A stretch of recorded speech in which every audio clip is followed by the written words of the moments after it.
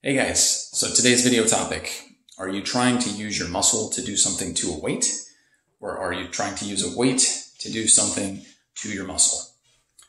Two different approaches. The reason it's important is because if you don't know which one you're trying to do for your goal, then you can end up doing the wrong thing. It's subtle, but it does make a difference, and it can also lead to confusion because both approaches are valid.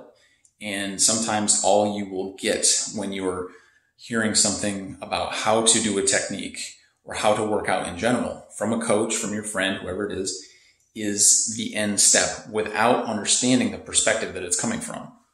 So an example of this, one of my clients was working out in the gym.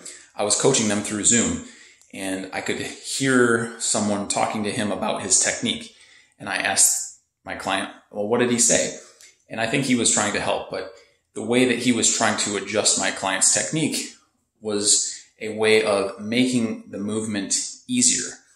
Now, if you're doing a movement to perform it as a skill, that can be good. And if it's a competition, yes, absolutely. You want to be as mechanically advantageous and efficient as possible. An example is a bench press, not what we were doing, but if you arch your back and go with a really wide grip, you can reduce the range of motion and therefore make it easier. So in the constraints of the exercise, the bar has to go from arms locked to touching your chest and back.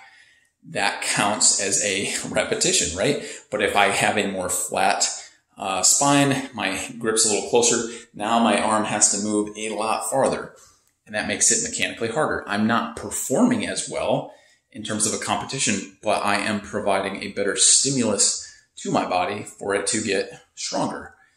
So it's a totally different thing. But if all you think about is, well, this guy said to bench this way versus this guy said to bench this way, and not understand where they're coming from, you can end up confused, even though they could both be right. So something to think about. When you're working out, understand that if it's just based on the outcome, if you're chasing a PR or you're in competition, you obviously need to make it very efficient. But if you are trying to increase your body's capacity to do stuff, if you want to make the muscle bigger, if you want to burn fat, if you want to get stronger, a lot of times you need to make it harder for yourself mechanically. Put your body in positions where it has to work harder. Do movements that are less efficient so you burn more energy. If your goal is fat loss, things like that. So think about what your goal is and find the appropriate modification or type of technique to help you with your goal.